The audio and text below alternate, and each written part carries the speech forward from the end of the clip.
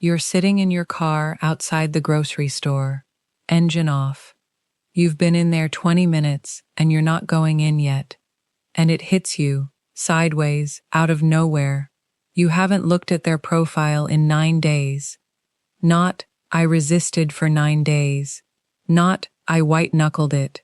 You just didn't. You didn't decide anything. There was no moment where you made a promise to yourself. The thing you did every night at 1 a.m., the rereading, the checking who they've been following, the scrolling back through a text thread you've already memorized. It stopped, and you didn't notice it stopping. And your very first feeling isn't relief. It's panic. Because if you stopped needing them, does that mean it wasn't real? Did you let go of the one thing you were supposed to hold on to? Did you just quietly kill the connection you spent a year defending to everyone who told you to move on? I've watched hundreds of people arrive at that exact parking lot, and I need to tell you what actually just happened, because almost everyone reads it backward. That feeling is the single most reliable sign that separation is ending. Here's the part nobody says plainly enough. You have spent months watching them for the sign, waiting for the text, the apology, the moment their story goes up, and it's obviously about you, and the sign was never going to come from over there.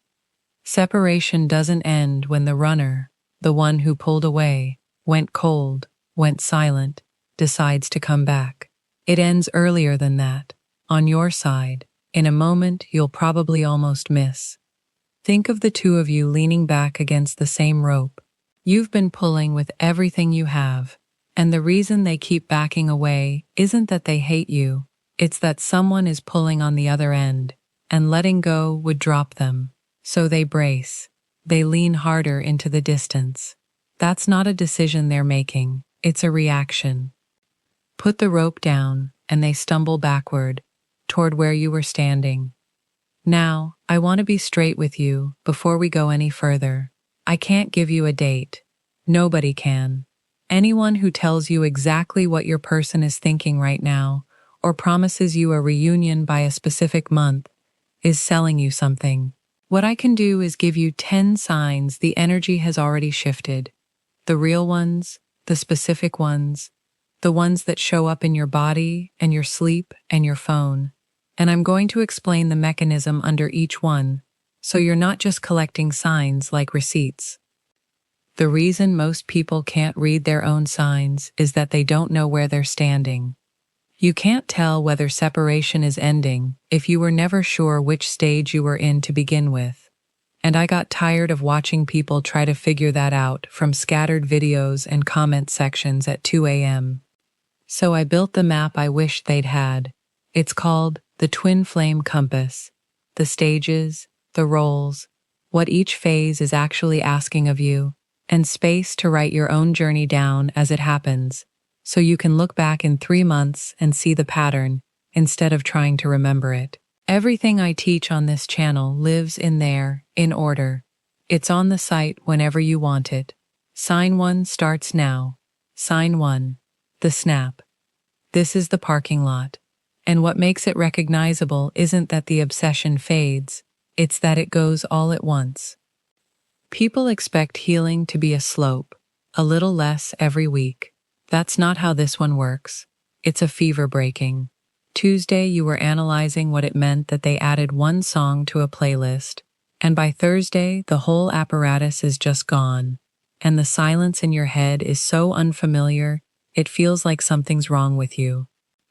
The search bar version of this is, why did I suddenly stop caring about my twin flame? Thousands of people a month, typing that in, terrified. Here's the distinction that matters, and it's the one people get wrong. There's a difference between numbness and neutrality. Numbness is shut down.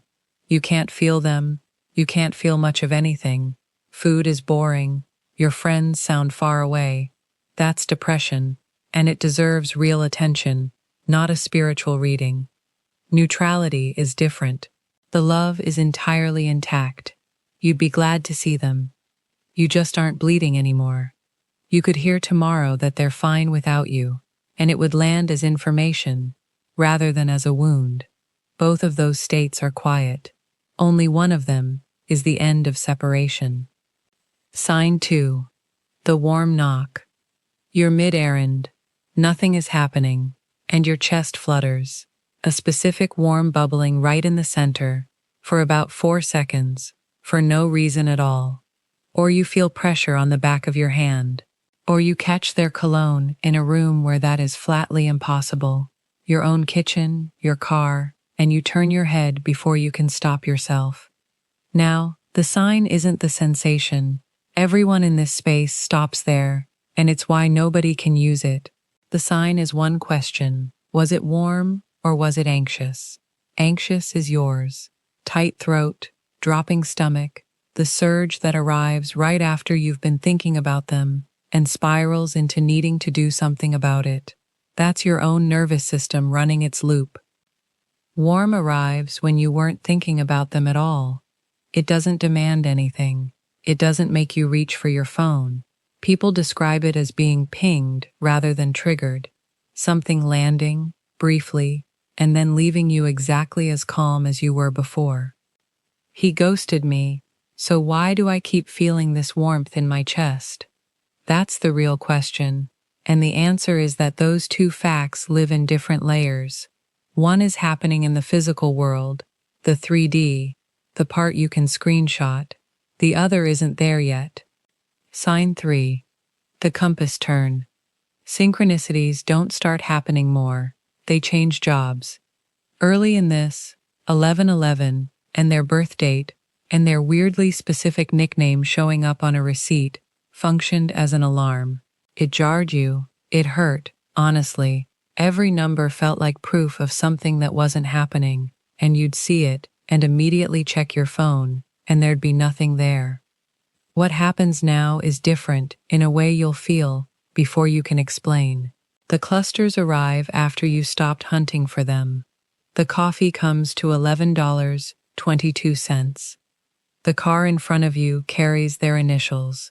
You hear that song in 3 unrelated places in one afternoon, and none of it stings. It reads as confirmation instead of taunting. Part of that is plain. A calm brain notices patterns a panicked brain filters out. When you're in survival mode, you're scanning for threat, not for meaning. And part of it is that you're no longer asking the numbers to prove anything, which is exactly when they stop being able to hurt you. Those first 3 all happened inside you, where nobody else can see. The next 4 move outward, into their behavior, into your sleep, into your body, and into the people who have been standing between you. Sign 4. The soft ping. You post something. Nothing loaded, nothing bait-shaped. A sunset, your coffee, your dog, and within 2 minutes, at the top of your viewers list, is a name that hasn't spoken to you in 11 months. Or you open your notifications and find a like on a photo from 3 years ago, already unliked by the time you go looking for it. Or you find out, accidentally, because you weren't checking, that you've been unblocked. No message, just the door standing slightly open. Why is he watching my stories but won't text me? That question gets typed into search bars all day long, and it feels insane to the person typing it, because it looks like cruelty. It usually isn't.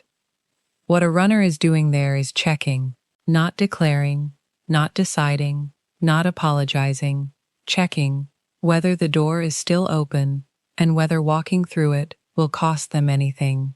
And here's what makes it a sign, rather than just a behavior. They only check once the pressure is gone. Nobody tests a door they're afraid will slam on them. For as long as you were pouring energy at them, every glance in your direction risked being read as a commitment they weren't ready to make. Now that you've stopped, looking is cheap, so they look. Which brings me to something I have to say clearly, because this is where people lose months. If you are refreshing your viewers list to find out whether the separation is ending, you are still chasing. It doesn't matter that you'd call it reading the signs. Reading signs is noticing what arrives. Surveillance is going out to hunt for it, checking their location, watching who they follow, driving a route that happens to pass their street. That's not spiritual attunement. That's the same rope in your hands with a better name on it. The pings only mean something when you weren't looking. Sign 5. The handoff dream. Watch the tone of your dreams, not the content. For most of separation, they're miserable. You're in a house and they walk out. You're talking and they don't answer. They're right there with someone else and you can't move. You wake up flattened and you carry it through the whole morning. Then it flips. The pre-union dreams are quiet. You're somewhere ordinary. A room, a bench, a car. They look you directly in the eye, which they never do in the bad dreams. Sometimes they apologize. Very often they hand you an object, and it's specific. A brass key, a folded letter, a watch, a ring. And you wake up grounded, not grieving, sometimes with your heart genuinely fluttering at 4 a.m. and a strange flat certainty that something is finished. Here's the distinction, because people call every dream a sign and then wonder why nothing follows. A wish dream has you doing the work. You're explaining, you're pleading, you're trying to get them to understand, and they're vague and half-present. That's your own mind rehearsing what you wish you'd said. A handoff dream inverts it. They're the clear one. You're calm. Something is given to you rather than withheld. You'll know which kind you had by how you feel walking into the kitchen afterward. Sign 6. The integration crash. 2 or 3 days of exhaustion that doesn't match your life. You slept 8 hours and you're napping at 2 p.m. You cancel plans you wanted to keep. Your body feels like it's running an update. In this community, that gets called integrating the incoming energies, and I'll give you both halves of the honest answer on that. First half, check the ordinary causes. Iron, thyroid, sleep, whether you're actually eating, whether you're depressed. I'm not going to hand you a spiritual reading for something a blood test would explain, and neither should anyone else. Second half, if it genuinely comes out of nowhere and there's nothing to point at, notice what it follows. In the pattern I see over and over, this crash lands after a real emotional release. The night you finally cried it all the way out. The conversation where you said the true thing to a friend. The day you gave up. It's not a countdown to a text. It's the bill arriving for something you already paid. Sign 7. The karmic unravel. A karmic partner, if you haven't heard the term used this way, is the placeholder, the relationship someone steps into, specifically because it's survivable. Lower stakes, lower intensity, no risk of being seen all the way through. Runners take shelter in them constantly. And when separation starts ending, the shelters stop working. On their side, the relationship they hid inside quietly falls apart. The job or the city or the friend group that kept them busy stops holding them. Mutual friends start mentioning, unprompted, that they seem off. On your side, and this is the part people miss because they're only watching him, the same collapse happens. The situationship you were half using to feel wanted stops appealing to you. You cancel on someone and feel nothing but relief. You lose your appetite for attention you don't actually respect. Both sides run out of places to stand. That's what the unravel is. So why does any of this happen at all? Because of 2 wounds that fit together badly. One of you is afraid of being left. One of you is afraid of being consumed. That's the whole engine. The chaser, the one who moves toward, who explains, who fixes, carries the abandonment wound. The runner carries the engulfment one, and for them, being pursued doesn't feel like being loved. It feels like water rising, so they retreat, which lands on the chaser as abandonment, which produces more reaching, which raises the water. You could run that loop for a decade. When the pursuit genuinely stops, the first alarm goes quiet. There's no flood. They can breathe. And then a second, much quieter alarm goes off, because the attention they never asked for and always relied on isn't there anymore, and the silence where it used to be is the first thing in years that gets their full attention. That's the mechanism. Nothing mystical about the psychology of it, and it doesn't make it less true. Signs 8, 9, and 10 are the ones people misread as the journey going wrong. Sign 8, the last stand. Right before the shift, the counterfeit shows up. An ex you haven't heard from in 2 years texts on a Friday night with impeccable timing, or a coworker who's never looked at you twice suddenly does. Or nobody shows up at all, and instead, a wave of loneliness arrives so heavy that opening a dating app at midnight starts to feel like a reasonable idea rather than what it is. People read this as the universe mocking them. It isn't a punishment, and it isn't a test in the sense of someone grading you. It's simpler than that. The pattern that ran your whole separation, reaching for whoever will confirm you're wanted, comes back one more time to see if it still works. And the reason it comes back now is that it's starving. You stopped feeding it 3 weeks ago. You don't have to be noble about it. You just have to notice that the thing you're reaching for isn't the thing you want, and that reaching for it would put you back in a state you spent a year climbing out of. Sign 9, the relocation. Your attention physically moves. The energy that was going into analysis, into rereading, theorizing, building timelines out of who they followed and when, starts going into the work, the body, the project, the thing you abandoned in 2023 and picked back up on a Sunday for no reason. And here's the tell, which is subtle enough that most people have it and don't count it. If they texted you right this second, some part of you would be mildly annoyed at the interruption. Not indifferent, not cold, annoyed, because you were in the middle of something that's yours. That reaction is the sign. You can't manufacture it, and you can't fake it into existence by pretending. It arrives on its own, and when it does, you've stopped organizing your life around a person who isn't in it. Sign 10, the 0-point meeting. And then you run into them.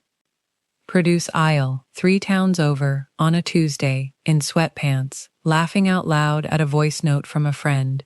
You turn the corner, and there they are. For a year you scanned every crowd for this exact moment, and every time you imagined it, your chest went tight. And now it happens, and there's no tightening. What arrives instead is almost boring in how calm it is. Oh, of course you're here. They're the one who's rattled. They're the one saying you look different, you look good. They've been thinking about you, and the conversation is steady. Nobody's performing, nobody's fishing. That's 0 point. And I want to name the paradox as directly as I can, because it's the whole architecture of this thing. It arrives when you no longer need it to arrive, which means you cannot use it as a strategy. If you're standing there at 0 point on purpose, waiting to see if it worked, you're not there. You've just moved the chasing somewhere harder to see.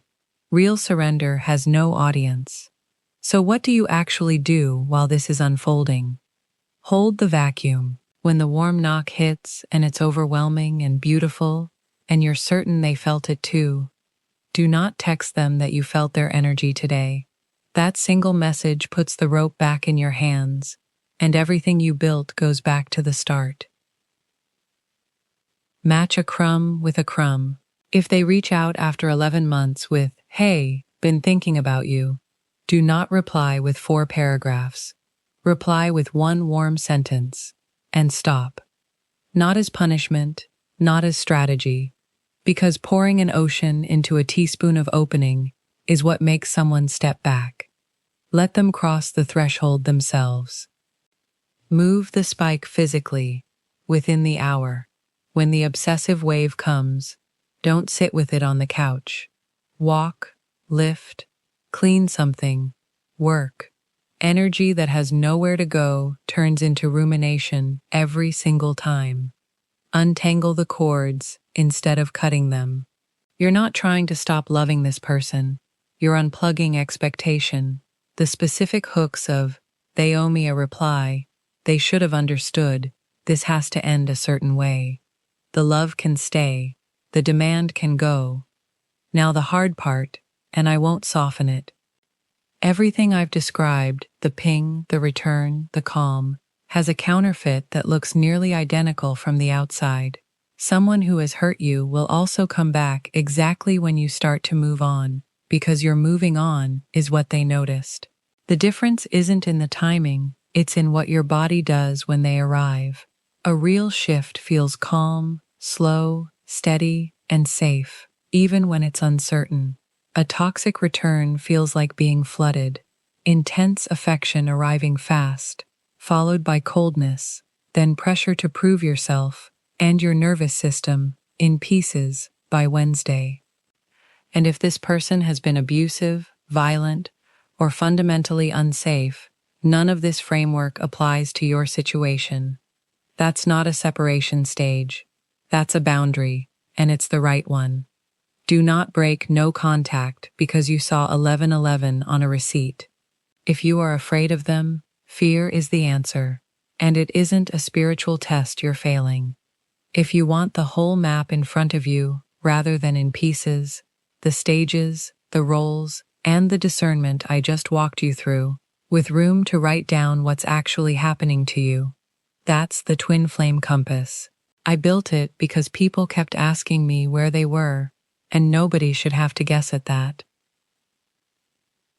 One last thing, and it's the thing almost nobody tells you. Reunion isn't the finish line. When separation ends, the triggering doesn't stop. It moves from far away to close range, from silence to the next room. Every unhealed thing you both carry comes to the table with you, which means the peace you built in the parking lot, alone, on a Wednesday when you realized you hadn't checked in 9 days, that's not the waiting room. That's the actual thing. It's the only part of this that survives contact. You didn't lose the connection when you stopped bleeding for it. You just stopped needing it to save you. That's the sign.